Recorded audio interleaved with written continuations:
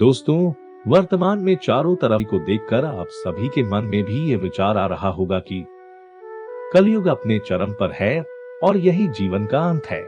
परंतु यह सत्य नहीं है।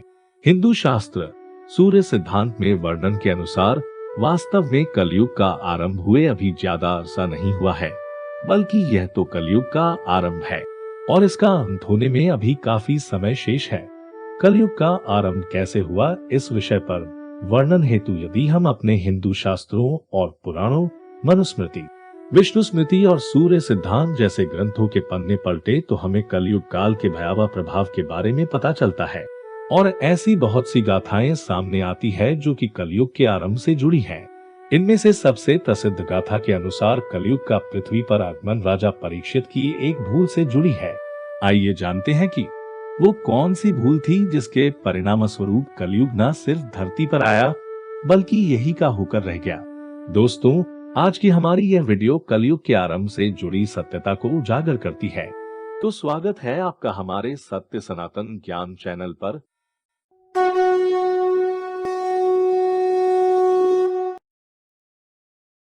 वीडियो को आगे बढ़ाते हुए अब जानते हैं उस संदर्भ के बारे में जो कलयुग के आरंभ से जुड़ा सबसे प्रचलित संदर्भ है। जी हाँ, महाराजा परीक्षित से जुड़ी वो गाथा जिसकी चर्चा हमने वीडियो के आरंभ में की थी। आइए जानते हैं वीडियो के इस भाग में। क्या आपने कभी सोचा है ऐसे क्या कारण रहे होंगे जिसके चलते कलयुग को धरती पर आना पड़ा? महाभारत की समाप्ति के साथ द्वापर युग की समाप्ति के दिन भी समीप आ रहे थे। तब धरती पर अपनी भूमिका पूरी कर रहे भगवान श्री कृष्ण बैकुंठ धाम लौट गए।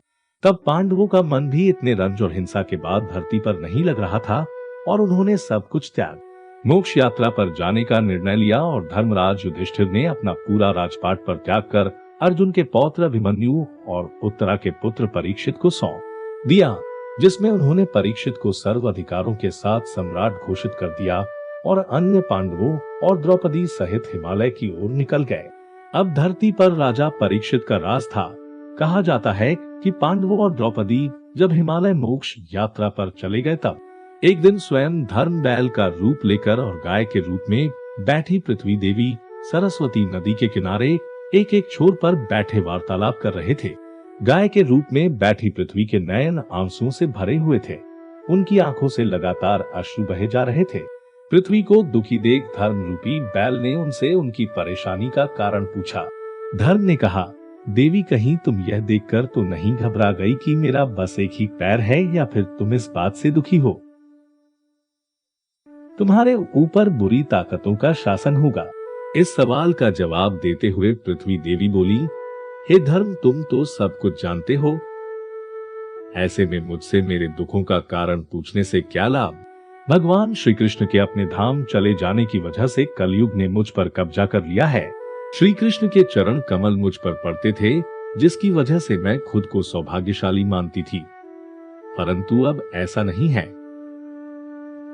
मेरा सौभाग्य समाप्त हो चुका है। धर्म और पृथ्वी आपस में बातें कर ही रहे थे। इतने में असुर रूपी कलयुग वहां पहुंचा और धर्म और पृथ्वी रूपी गाय और बैल को मारने लगा।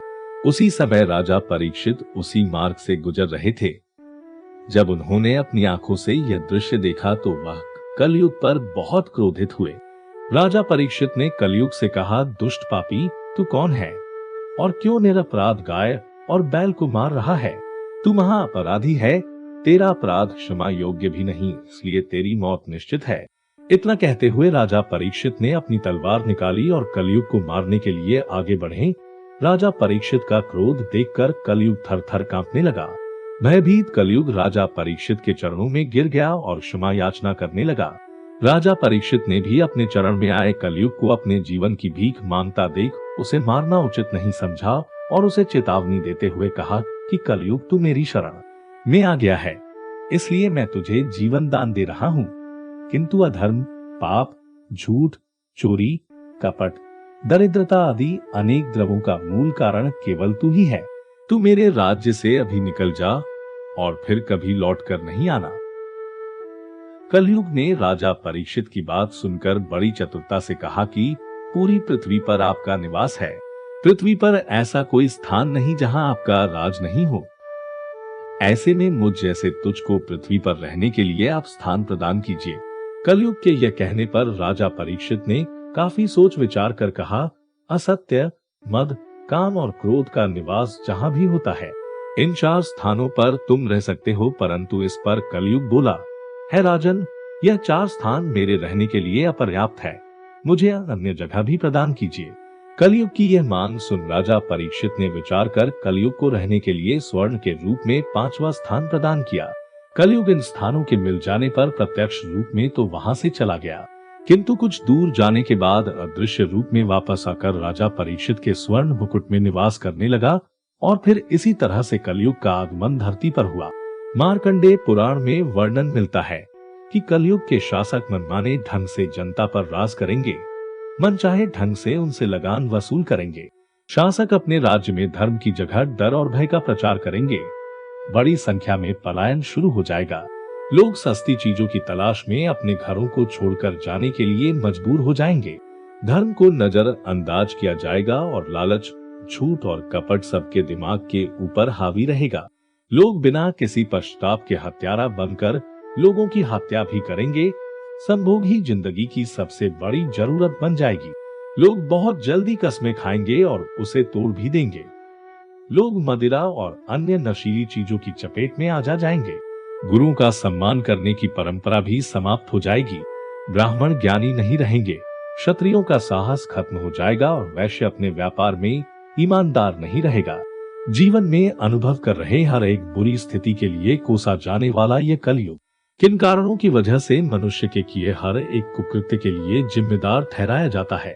इसके पीछे का क्या कारण है कि इसकी वजह से चाहे किसी व्यक्ति की आपसी द्वेष के कारण हत्या कर दी गई हो, किसी नाबालिग कन्या के साथ दुष्कर्म हुआ हो, अपने ही पुत्र ने माता पिता को घर से निकाल दिया हो, या धन के लोभ में पत्नी ने पति की हत्या कर दी हो, या धन प्राप्ति की लालसा मनुष्य को अपने ही प्रिय को मारने पर विवश कर दें और किसी भले पुरुष की गई भलाई उसी पर भारी पड़ जाए, तो ऐसे में उस दोषी से ज्यादा कलयुग को यह कहकर दोषी ठहराया जाता है कि ऐसा होना तो निश्चित था। कलयुग जो है, हर एक कुकृत्य के लिए कलयुग ही जिम्मेदार है। दोस्तों, अपने शास्त्रों और पुराणों में युग चक्र के बारे में सुना ही होगा। एक युग लाखों वर्षों का होता है, जो एक चक्र के समान गतिमान है, जिसके फलस्वरूप प्रत्येक युग के समय काल समाप्त होने के पश्चात एक निश्चित समय अंतराल के क्रमानुसार दूसरे युग का आरंभ होना निश्चित है। साथ ही आपको ये भी बता दें कि पौराणिक मान्यता के अनुसार सतयुग लगभग 17,28,000 वर्ष, त्रेतायुग 12,96,000 वर्ष, द्वापर युग 8,64,000 वर्ष और कलयुग 4,32,000 वर्ष का बताया गया है। काल गणना के अनुसार 4 युगों की अवधारणा में सतयुग, द्वापर युग, त्रेता युग, चौथा और सबसे अंतिम युग कलयुग ही है। कलयुग का अर्थ है कली की आयु, अंधकार का युग।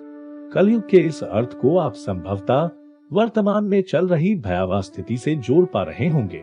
वैसे अगर प्राचीन पुराणों को उठाकर देखा जाए तो उसमें इस संसार के अंत को लेकर कई बातें बताई गई हैं। गीता में भी भगवान विष्णु ने कलयुग के आरंभ होने और इस संसार के अंत के बारे में कई बातें बताई हैं। ऐसा बताया जाता है कि भगवान शिव ने विष्णु जी को इस संसार की जिम्मेदारी सौंपी थी और भगवान विष्णु ने ही गीता के कुछ भागों में कलयुग के आरंभ और अंत के बारे में बताया है और कलयुग के आरंभ में कुछ संकेत देते हुए कृत्यों का वर्णन किया है, जो आपको कलयुग के आरंभ का संकेत देता है।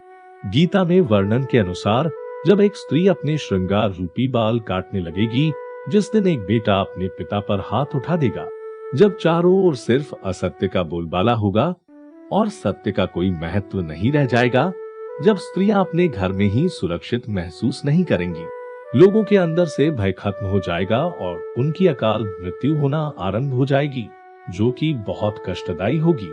गीता में कथित भगवान विष्णु के अनुसार तब समझ लें कि काल रूपी कलयुग आपके दरवाजे पर खड़ा है।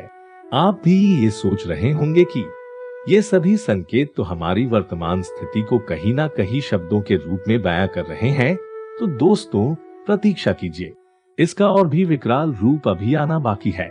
क्या हम सब ने कभी इस बात पर ध्यान दिया है कि ऐसे क्या कारण होंगे जिसके चलते कलयुग को धरती पर आना पड़ा? महान गणितज्ञ आर्यभट्ट ने अपनी पुस्तक आर्यभट्टीय में इस बात का उल्लेख किया है कि जब वह 23 वर्ष के थे तब कलयुग का 3600 वर्ष चल रहा था। आंकड़ों के अनुसार आर्यभट्ट का जन्म 476 ईसा पूर्व में हुआ था। मध्यकाल के भारतीय ज्योतिषियों ने माना है कि कलयुग एवं कल्प के प्रारंभ में सभी ग्रह सूर्य एवं चंद्र को मिलाकर चैत्र शुक्ल प्रतिपदा को रविवार के सूर्योदय के समय एक साथ एकत्र थे। अधिकतर विद्वानों के अनुसार कलयुग का प्रारंभ 3102 ईसा पूर्व हुआ था। इस कलयुग का काल 4,36,000 साल लंबा चलेगा। अभी कलयुग का प्रथम चरण ही चल रहा है। कलयुग का प्रारंभ 3102 ईसा पूर्व हुआ था, जब 5 ग्रह मंगल, बुध, शुक्र, बृहस्पति और शनि मेष राशि पर 0 डिग्री पर हो गए थे। गणना की जाए तो 5124 वर्ष कलयुग के बीत चुके हैं और 4,26,876 वर्ष अभी बाकी है। श्रीमद् भागवत पुराण में भी इसका वर्णन किया गया है, जिसके अनुसार सुखदेव जी राजा परीक्षित को कलयुग के संदर्भ में चर्चा करते हुए बताते हैं कि जिस समय सप्तर्षि मघा नक्षत्र में विचरण कर रहे थे तब कली काल का प्रारंभ हो गया था। कलयुग की आयु देवताओं की वर्ष गणना से 1200 वर्ष की अर्थात मनुष्य की गणना अनुसार 4,32,000 वर्ष की है। यदि इन चारों कालों में अंतर करने में आपको कोई कठिनाई हो रही हो तो इसका विस्तार करते हुए हम आपको बता दें। नंबर 1, सतयुग। सतयुग में मनुष्य की लंबाई 32 फीट अर्थात 21 हाथ बताई गई है। इस युग में पाप की मात्रा 0% और पुण्य की मात्रा 100% होती है। त्रेतायुग। त्रेता युग में मनुष्य की लंबाई 21 फीट अर्थात लगभग 14 हाथ बताई गई है। इस युग में पाप की मात्रा 25% और पुण्य की मात्रा 75% होती है। नंबर 3, द्वापर। द्वापर युग में मनुष्य की लंबाई 11 फीट अर्थात लगभग 7 हाथ बताई गई है। इस युग में पाप की मात्रा 50% जबकि पुण्य की मात्रा 50% होती है। नंबर 4, कलयुग। कलयुग में मनुष्य की लंबाई 5 फुट 5 इंच अर्थात लगभग 3.5 हाथ बताई गई है। इस युग में धर्म का सिर्फ 1/4 अंश रह जाता है। इस युग में पाप की मात्रा 75% जबकि पुण्य की मात्रा 25% होती है। दोस्तों, हमारे पुराणों में कलयुग की अंत से जुड़ी बातें भी लिखी गई है, जिससे संबंधित वीडियो आपको हमारे चैनल पर मिल जाएगी। इसी के साथ वीडियो को समाप्त करते हैं और यदि आपको हमारी आज की यह वीडियो अच्छी लगी हो तो लाइक करें, सब्सक्राइब करें हमारी YouTube चैनल को और ये वीडियो कैसी लगी कमेंट करके बताना ना भूलें।